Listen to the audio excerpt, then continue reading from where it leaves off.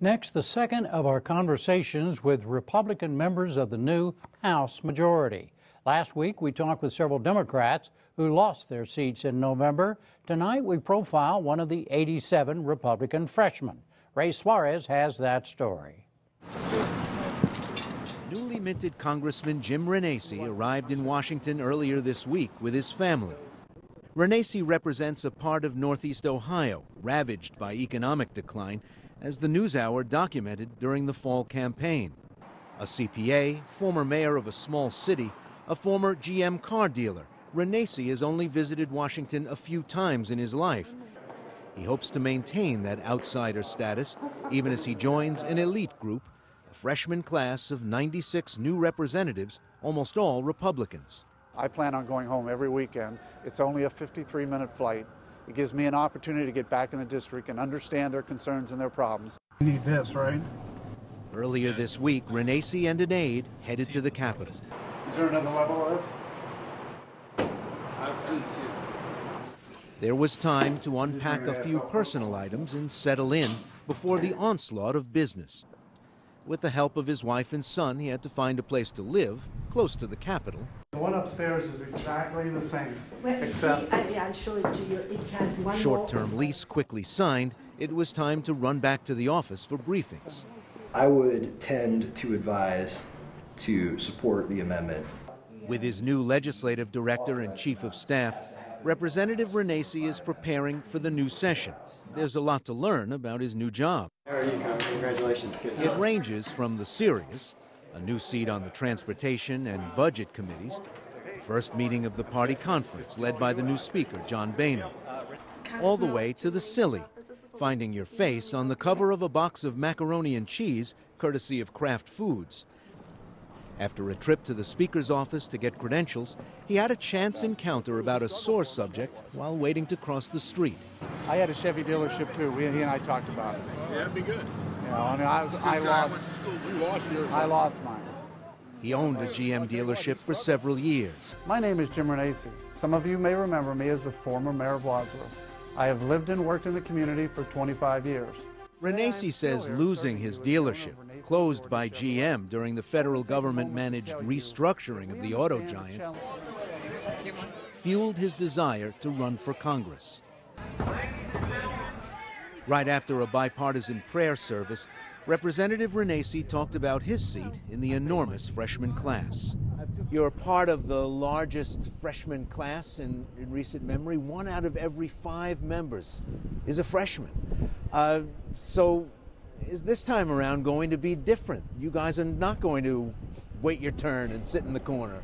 Well, the interesting thing, it's going to be tough to get to know everybody's name. That's the first big challenge, but we're doing that little by little, and you're right, we want to get started. The people sent us here for a reason, and we're all looking forward to getting started. What is that reason? Why did you do the big task of running, and why are you here now? What did you come to do?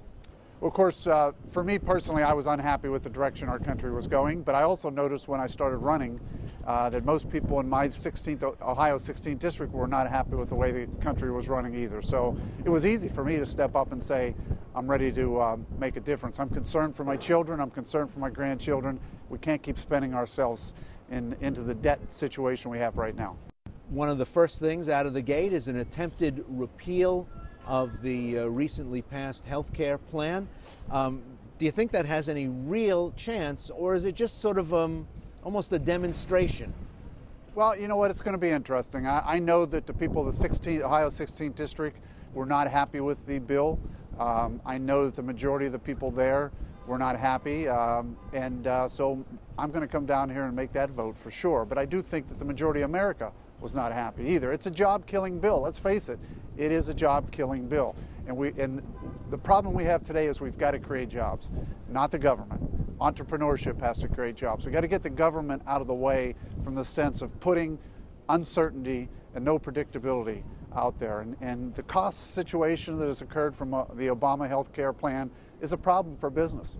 Well, the runaway spending part of the campaign caught fire with the public.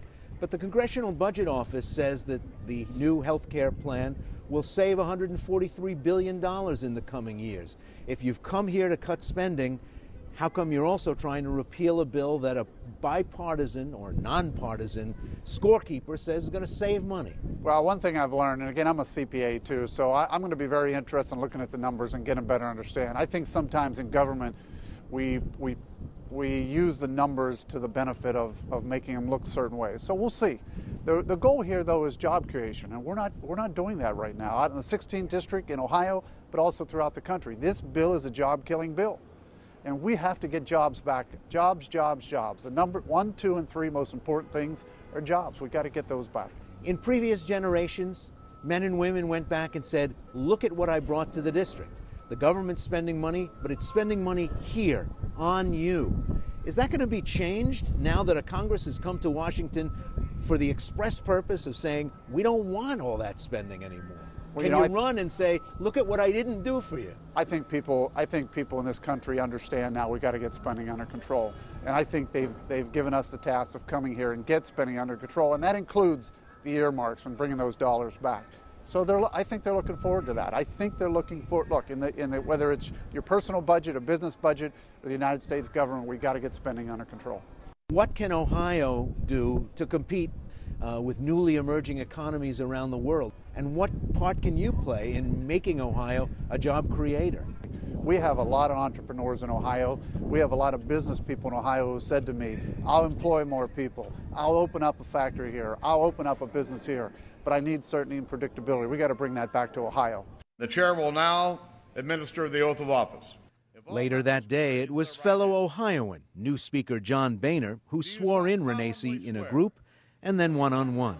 The two Buckeyes set to govern, one as a seasoned leader and one as a brand new legislator hoping to make his mark.